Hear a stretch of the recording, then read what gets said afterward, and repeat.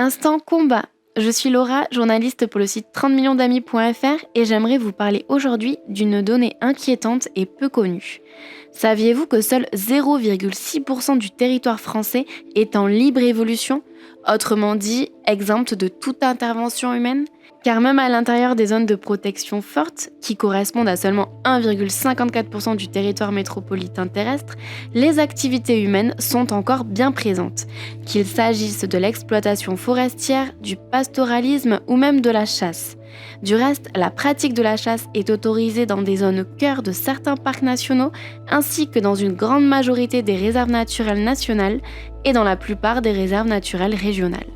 C'est pourquoi des associations de protection de la nature, telles qu'Animal Cross et l'ASPAS, ont impulsé la coordination dite Libre Évolution, qui œuvre pour la création d'espaces strictement protégés, dénués de toute intervention humaine, car la protection de la faune sauvage est indissociable de la préservation des milieux.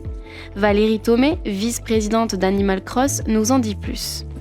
Le prochain plan gouvernemental permettra de protéger 10% de la surface de la France sous protection dite forte. Mais cette protection forte permet encore la chasse et les activités humaines. Ça n'est donc pas suffisant. Animal Cross veut une protection plus qualitative. Nous voulons remplacer cette protection forte par de la libre évolution. Pour atteindre 3% du territoire en libre évolution en 3 ans, nous allons tout mettre en œuvre. Nous allons pousser les politiques. Nous allons sensibiliser le grand public. Et nous allons mettre en route les propriétaires fonciers. Il est indispensable de laisser la nature prendre la direction qu'elle souhaite, car sans intervention humaine, quelle qu'elle soit, la forêt se reconstitue, la faune revient et retrouve sa densité naturelle sans qu'il soit besoin de la réguler. Dès 2009, l'Union européenne invitait déjà les États membres à développer de vastes zones de nature vierge. 3 ans plus tard, l'initiative Wild Europe définissait les espaces de protection forte comme une zone gouvernée par des processus naturels, composée d'espèces et d'habitats naturels et sans activité humaine intrusive ou extractive. La protection stricte européenne n'interdit pas nécessairement l'accès des personnes, mais n'autorise aucune perturbation significative des processus naturels, ce qui signifie une zone sans chasse, sans exploitation du bois, des terres ou des minéraux, sans contrôle des espèces.